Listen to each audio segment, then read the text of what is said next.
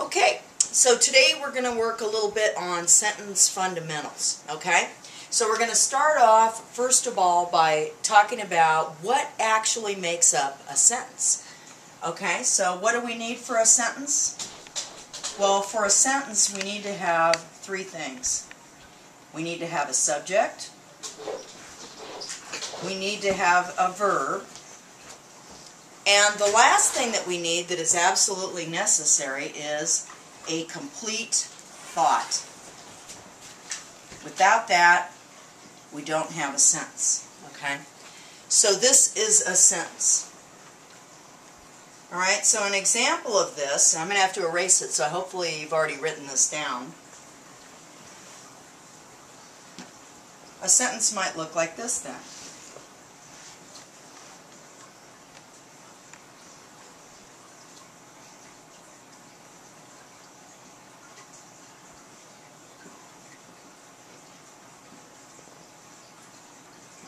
And remember, we've been doing some things with subjects and verbs. So let's say I have this sentence here. The black cat sat in the window. Now remember, when we're checking for subjects and verbs, which is something you're going to have to be doing this week, one of the ways to help you is to find your prepositional phrase. So remember, our prepositional phrase here starts with in. There's the preposition, okay? And remember that all prepositional phrases end with a noun or pronoun. So in this case, we've got our noun right here, okay? Remember that one of the things that I told you is that your subject and verb will never be inside your prepositional phrase. So what this just did here is showed me that this is the section here where I'm going to have to look for my subject and verb. In this case, sat is my verb, and if I ask what or who sat, that tells me what my subject is. Now, when I reduce my subject to just a single word, that is called a simple subject, okay? So let's just write that, simple subject.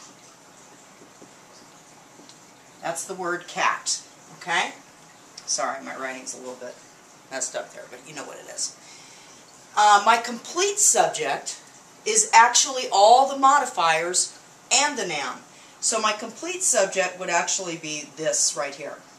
Okay, this is the complete subject. Your book calls this a noun phrase. Okay, so just be aware it's the same thing, okay? Group of words that functions as one thing. So I've got my subject, my verb, and I've got my complete thought, okay? So this is a sentence. Now, in order to talk about different kinds of sentences, I need to talk about clauses, okay?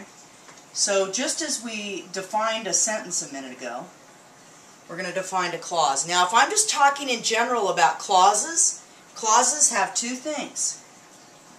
They have a subject and they have a verb. But there are two different kinds of clauses. There is what we call an independent clause, and there is what we call a dependent or subordinate clause. Okay? Now remember that all clauses have a subject and a verb, right? So they're all going to have that. Subject plus verb. But the independent clause has something more. What would you think that would be? If it could stand independently on its own, it has to be a sentence too, right? So a subject and a verb, whoops, and it's going to have a complete thought. So yeah, it's the same definition as our sentence, right? It had a subject, verb, and a complete thought. It can stand alone on its own. A dependent clause has a subject and a verb, but it cannot stand alone, okay? So let's just put some examples up here. Hopefully you've been taking notes so I can erase this now. So let me just, I'll put something up here so you still have time to write. Let's say I said, can you see this here hopefully? I passed the test because, I'm going to have to write below here, sorry, I know it's getting a little muddled. Because I studied, okay? This sentence has two different kinds of clauses in it. It has an independent clause which can stand alone on its own. That's this right here. I passed the test. You'll notice I have a subject, I, a verb, passed, and the pass the test completes the thought. Okay, so that's my independent clause. My dependent clause begins right here. I'm going to underline it twice so you can see the difference. And there's the rest of it. The reason why it's dependent is because if you think about it, if I say because I studied, it doesn't make any sense on its own, right? If I put that all by itself, it would be a fragment, okay? It has the subject and the verb. Here's the subject, here's the verb. But because it has the word because in it, it cannot stand on its own. It's got to be combined with an independent clause for it to make sense, okay? So these are our two different kinds of clauses. Now, why is all this important? Well, in order to be a strong writer, you want to be using different kinds of sentence structure. So now I'm going to take this a little farther, and I'm going to show you how these different clauses work. Okay, so you remember that we had what was called an independent clause, right? Okay, well, for a simple sentence, which is the simplest form we can have, is basically just one independent clause. So that would be like my sentence, the cat sat in the window. Okay? If we move on to another kind of sentence, which is called a compound sentence. Remember, compound just means more than one. Just like when I say I have a compound subject, like Mary and Tom, a compound sentence would be more than one independent clause. So a compound sentence is going to be two or more independent clauses.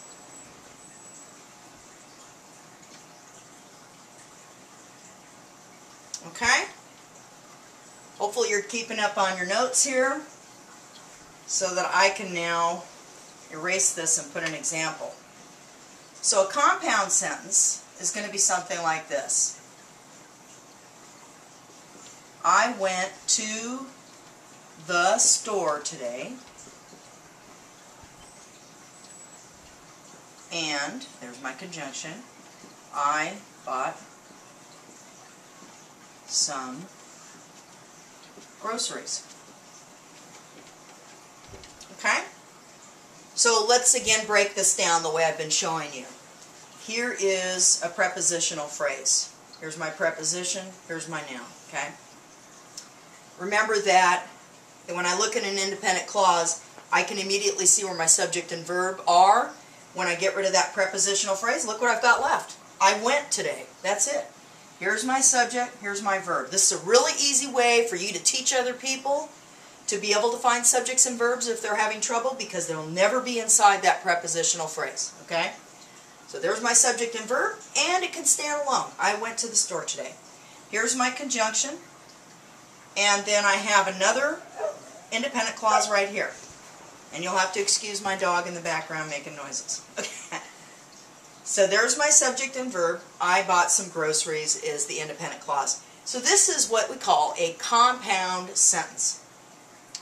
You'll notice that in this one, if I were to underline the clauses, I would underline this thing like this, and I would underline this like this. I would not underline the word and. Okay, so it's different when I underline the word because in the last one. Let me just explain, okay? This word is called a coordinating conjunction, okay, the word and. There are several of those, for, and, nor, but, or, yet, so. One easy way to remember those is fanboys. Okay, for, and, nor, but, or, yet, so. So this is a really good way to remember, okay? Fanboys are coordinating conjunctions. Now let me explain what that means. If you think of a coworker is on the same level as you, right? So coordinating conjunctions are conjunctions that join things of equal importance, okay? Now you remember my earlier sentence where I had I passed the test because I studied. I think that's what I had in there.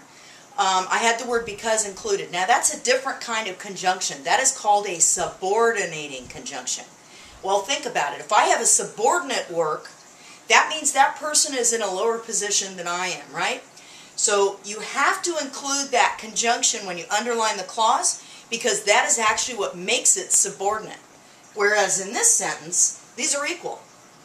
So I do not have to underline the word and, because they're of equal importance, okay? Now you don't have to necessarily remember all the names for these things, but I wanted you to at least understand what I'm doing, okay? So I'm going to erase this now. So now we've covered simple and compound sentences, okay? And hopefully, can you still see my fanboys there? Now I'm going to try a different sentence. We're going to call this a complex sentence. Okay. A complex sentence you've actually already seen. A complex sentence has one independent clause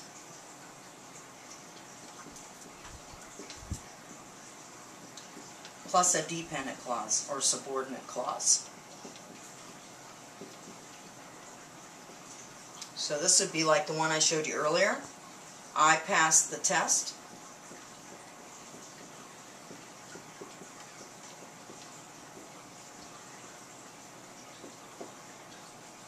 Because I studied. Okay, so what makes this complex is that I have an independent clause right here, and I have a dependent clause here. Remember, I'm including the word because it's a subordinating conjunction, and this is actually what makes this clause less important than the independent clause, I passed the test, which is the main idea I'm trying to communicate here, okay? So this is another kind of sentence, complex sentence. Okay, now I'm going to add one more kind to this, all right? Hopefully you're still able to keep track and take notes so that when I erase this you don't lose it. Okay, now I'm going to talk about what's called a compound complex sentence.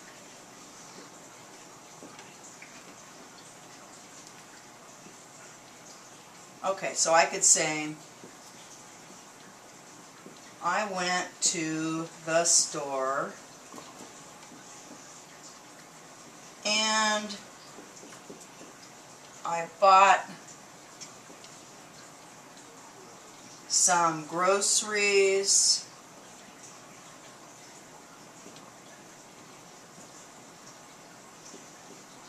because I was hungry.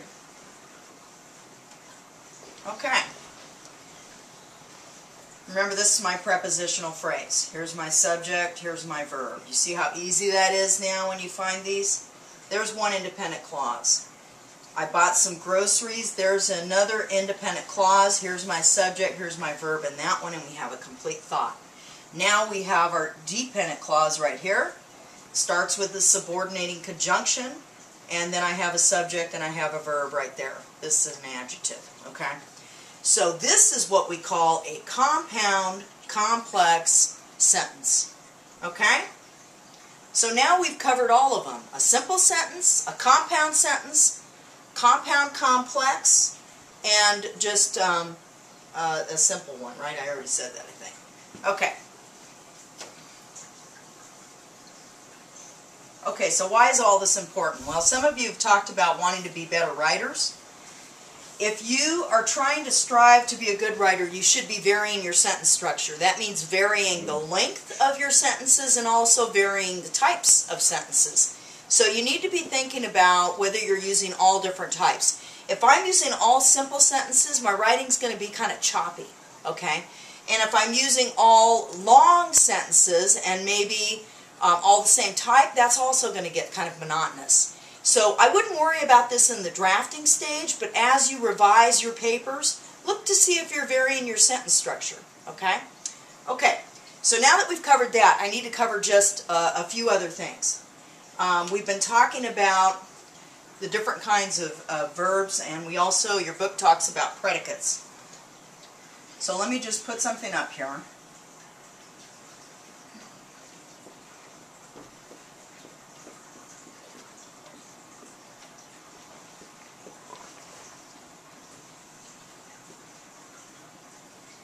let's say I have this right here. Okay, so here's the way it works. All sentences are made up of a subject and a predicate, okay? Now, you'll notice on the PowerPoint, it talks about simple and complete subjects and simple and complete predicates. Okay, your book talks about them a little bit differently, but you should be able to follow along, okay?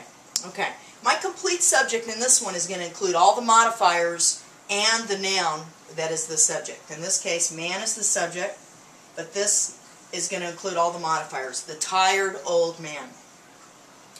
So this is what we call the complete subject. Again, I believe your book calls this a noun phrase, but it's because it's all the modifiers for this noun, okay? My simple subject is going to be just the word man. Everything else besides my subject is my predicate, okay? So in other words, all this is the predicate, this right here. And how about if I underline that twice so you can see that, okay? So this is my predicate. Now if I include everything, that's my complete predicate, okay? Just like we did with the complete subject.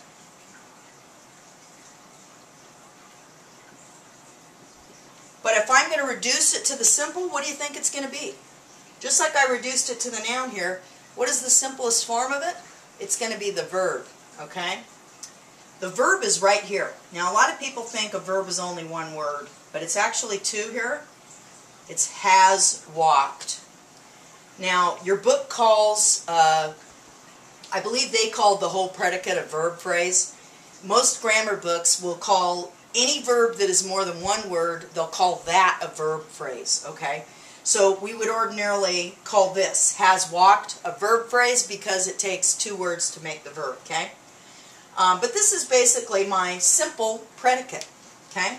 Because I've reduced it to the verb. So the simple predicate's just going to be the verb there. The complete predicate, the whole thing. And of course, your whole sentence is composed of a subject, in this case, complete subject, complete predicate. Okay? Okay, so hopefully we're doing okay. I'm going to erase this.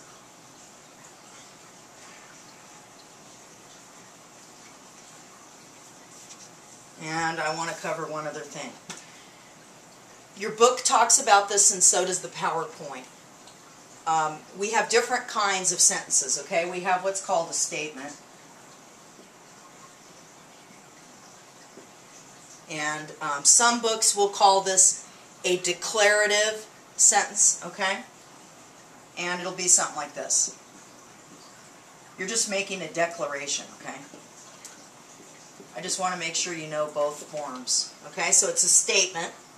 I went to the store, but some people would call it declarative, okay? Like a declaration, okay? Then you have another kind of sentence, which is called imperative.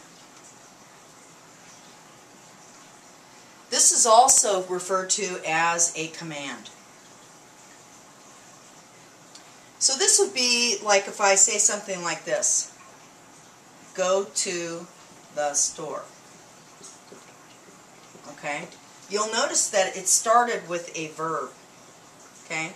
Sometimes it might have an adverb first. It might have something like, please go to the store. Okay? But it's the same thing. This is called an imperative sentence or imperative clause. And basically it's going to start with a verb. Your subject is implied. Okay? So if I say, let's say I'm looking at you right now and I say, go to the store. What do you think my subject is? It's you. Okay? So the subject is implied to be you. And so this is a complete sentence still. You go to the store. Still has a complete thought. Here's my prepositional phrase right there. Subject, verb, right? So this is called imperative. What's interesting about this is, let's say I gave you something like this. Is that a sentence? It is. If I say stop, my subject is implied to be you. Do you understand what I'm saying? If I say you stop, you do, right? This is a sentence. This is a great way to trick you on an exam and let you think that one word cannot be a sentence, but it really can. Okay? So that is the imperative form.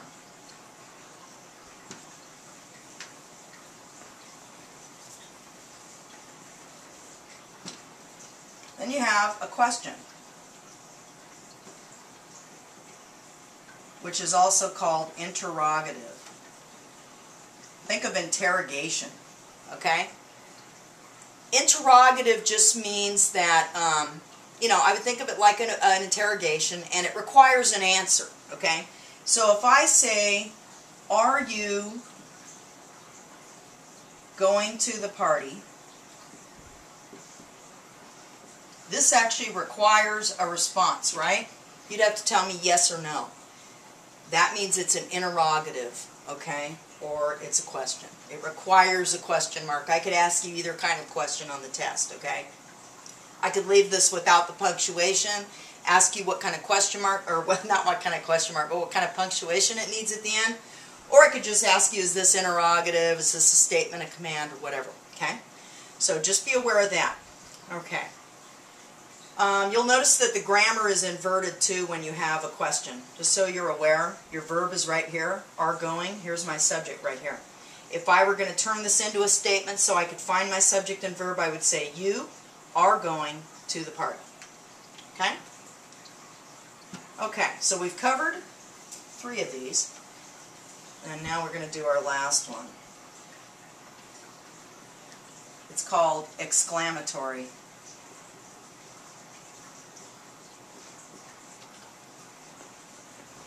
What if I said something like,